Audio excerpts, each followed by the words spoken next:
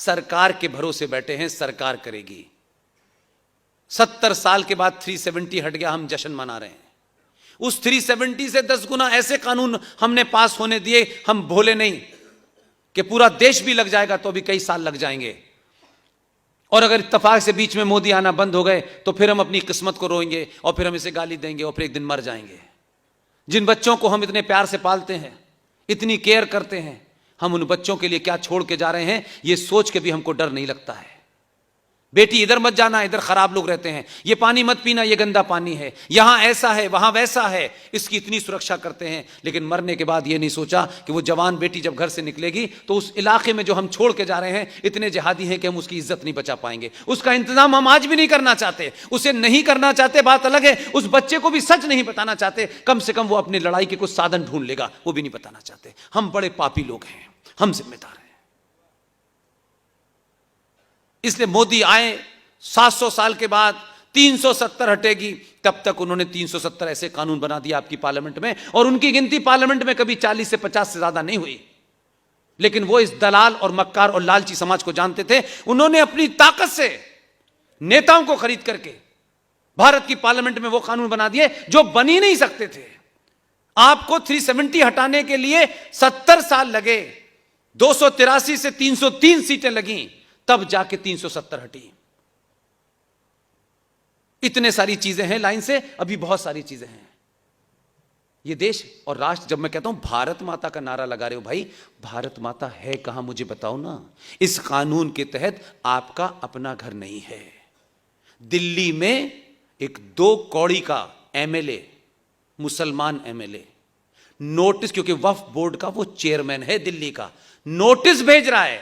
और वो ये जानता है कि इस समाज में किसको पहले नोटिस भेजो, अगर वो अवेयर और ताकतवर लोगों को नोटिस भेजेगा तो ज्यादा बवाल मचेगा। इसलिए 85 ऐसी कॉलोनी हैं जहां कमजोर समाज के गरीब लोग रहते हैं। नोटिस भेज देता है वक्फ बोर्ड से कि आपका मकान वक्फ बोर्ड पे बना है, इसे तत्काल समाप्त कर दें, और नोटिस पुलिस को देता है, पुलिस खाली करा देती है। उन गरीबों की गिनती कोई नहीं सुन रहा, क्योंकि अमीर को तो लगता है हमारे पास आएगा तब देखेंगे। अगर अमीर को अपना घर बचाना है तो गरीब के साथ पहले दिन खड़ा होना होगा, ताकि आग आपके पास ना आए। लोगों ने मुझे इतनी देर सुना,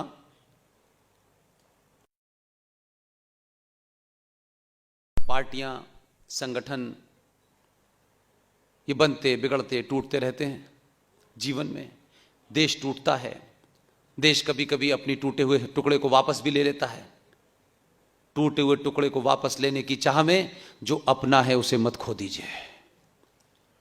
जो आपके पास है वो भी आपका नहीं है। इसलिए 1946 का नारा याद कीजिए। 1946 में नारा लगता था, मर मर के लेंगे पाकिस्तान, लड़ लड़ के लेंगे पाकिस्तान। मैं जिस विश्वविद्यालय में पढ़ा हूं, जहां पैदा हुआ हूं, वहां मेरे सामने नारा लगता था कि लड़ के लिया है पाकिस्तान, हंस के लेंगे हिंदुस्तान। वो नारा आज 2021 में एकदम सच साबित हुआ है। ना वो लड़ रहे, ना कुछ इन्वेस्ट कर रहे, ना लोकसभा की चुनाव जीत के वहां अपनी गिनती बढ़ाना चाहते। उसने इस समाज की कमजोरियों को उठाया, और कोई पार्टी मुस्लिम चला रही है, कोई आदमी ब्राह्मण ठाकुर कुछ और बना रहा है। योगी को निपटाना है कि इसने ब्राह्मणों को मंत्री नहीं बनाया, योगी से इसलिए नाराज हैं, मोदी से इसलिए नाराज हैं। ये हजारों साल से आप कर रहे थे, आप फिर ये कर रहे हैं। अगर ईमानदार हैं तो आप ये मान के चलें कि जिस चीज के लिए आप कर रहे हैं, मोगी योगी कोई ना कोई आएगा, आता रहेगा। अगर ये समाज चेतन हो गया तो ये राष्ट्र बचेगा, इसकी ज़मीन बचेगी। हम तमाम सारे लोग अपने निजी स्वार्थों को बाद में देख लेंगे, पहले ये ज़मीन, ये राष्ट्र की ज़मीन। और इसमें आखिरी बात कहता हूं ताकि आपको और तार्किक और लॉजिकल हो जाए। आंध्र प्रदेश हाई कोर्ट ने वक्फ बोर्ड के एक मुकदमे को अपने पास लिया, क्योंकि वो जज हमसे भी ज़्यादा पागल था, बहुत गुस्सा था उसमें। लेकिन उस जज ने भी वही काम किया जो मोदी योगी ने किया, लेकिन उसकी लिमिटेशन थी। हम इन बातों को सुन के उसमें से अपने लिए जो मैसेज है वो नहीं निकालते, क्योंकि अगर हमने वो मैसेज सही पढ़ लिया तो फिर कहेंगे यार हमने किया क्यों नहीं, हम लोगों को क्या मुंह दिखाएंगे। इसलिए उस बात को मानो ही मत। उस आंध्र प्रदेश हाई कोर्ट के जज ने एक सुनवाई डेलिबरेटली की और डेलिबरेट करके उसने यह कहा कि मैं इसको सुन नहीं सकता लेकिन मैं जानना चाहता हूं, और उसके तहत उसने सारे डॉक्यूमेंट निकलवाए। ये आंध्र प्रदेश हाई कोर्ट के जज का ऑब्जर्वेशन है, ये मेरा नहीं है। उसने कहा भारत की जो टोटल लैंड एरिया है उसमें सबसे ज्यादा जमीन रेलवे के पास है, दूसरे नंबर पर सबसे ज्यादा जमीन डिफेंस के पास है, तीसरे नंबर पर सबसे ज्यादा जमीन वक्फ बोर्ड के पास है। आप भारत माता की जय करें। इसीलिए पूछ रहा हूं, कहां है भारत माता? बताइए। इस 15 साल, 16 साल, 17 साल, 18 साल की जनरेशन के सामने आपको अपना मुंह नीचे गिरा के शर्म नहीं आती? हमको मिला था आधा भारत तो चलो ठीक है, समझ में आता था, लेकिन 70 साल में हमने इस देश का सौदा कर दिया और हम चुप बैठे हुए हैं। कितने लोगों को अमेरिका और लंदन भेज देंगे आप? कौन कौन जाएगा यहां से? उनके यहां भी स्थिति खराब हो गई है, लेकिन अभी भी हमारे दिमाग में यही घूम रहा है, घर अपना नहीं है और दुनिया की बात कर रहे हैं। एक एक घर आपके हाथ से निकल गया है। इसीलिए बंगाल में हो रहा है। वो पागल नहीं है कि बंगाल में कर रहे हैं, पंजाब में कर रहे हैं और कश्मीर में कर रहे हैं। आचार्य चाणक्य को भी अगर आपने पढ़ा होता, उस सीरियल को भी अगर आपने देखा होता, तो भी कुछ आपको समझ में आ जाता कि है क्या खेल ये। वो ये जानते हैं कि हिंदुस्तान में 90 करोड़ हिंदू हैं, एक साथ सब कुछ करने पे सब जागृत हो जाएंगे, इसलिए एक साथ जागृत नहीं करना है। कश्मीर पाकिस्तान से लगता है, बंगाल बांग्लादेश से लगता है, पंजाब पाकिस्तान से लगता है। उन्होंने इन 3 स्टेट को टोटली डिसमेंटल कर दिया है। शेख हसीना जिनको टेररिस्ट बता रही थी, शेख हसीना जिनको रेडिकल कह रही थी, ममता ने उनसे कहा कि मेरे चुनाव लड़ाओ। ये पता नहीं आपको? कर्नल आर एस सिंह साहब रॉ के पूर्व डायरेक्टर हैं, बांग्लादेश में पोस्टेड थे। सारा का सारा वो रेडिकल एलिमेंट वो सब बंगाल बुला लिया उसने। ये बंगाल में जो कुछ हुआ है, आपने खबर पढ़ ली, 2-4 पढ़े लिखे उन्होंने वेबिनार कर लिया, कुछ ने फेसबुक लाइव कर लिया, बस खत्म हो गई कहानी।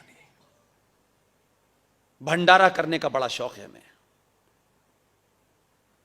अगर सही भंडारा करना होता तो बंगाल जाते हैं कि हम 50 लोग बंगाल जाएंगे। कोविड में तो जो हुआ सो हुआ, वहां तो कोविड ने नहीं, कुरान ने मारा है उन्हें।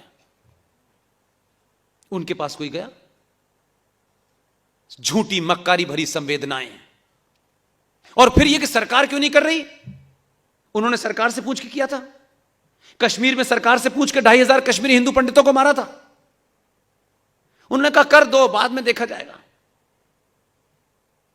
हम देखने के लिए पैदा हुए हैं, अफसोस करने के लिए पैदा हुए हैं, सिर्फ ताली बजाते हैं हम। ये आखिरी चांस है, ये चांस मिलने वाला नहीं है। पहली बार दुनिया ने आपकी ताकत को देखा है, अगली बार ध्यान रखिएगा, आपसे मुकाबला करते वक्त जो आपकी सामूहिक शक्ति है उससे बड़ा हथियार इस्तेमाल होगा। इसलिए इस गलतफहमी में रहिए कि ये ऐसे ही रहेगा। वो ताकतें आपको दूसरी ज्यादा, आपसे ज्यादा ताकत का इंतजाम करके आपके मुकाबले पे खड़े होने जा रही हैं। और आपकी अगर यही कायरता ये रही तो मास लेवल पर वही होगा जो 16 अगस्त 1946 को बंगाल में डायरेक्ट एक्शन हुआ।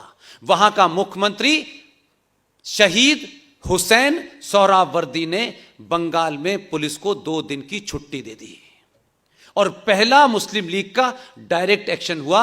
सड़कों पर 10-10 दिन तक जवान जवान लड़कियों की लाशें, मर्दों की लाशें, 15,000 हिंदुओं को काटा। उसकी तस्वीरें गूगल पे अवेलेबल हैं।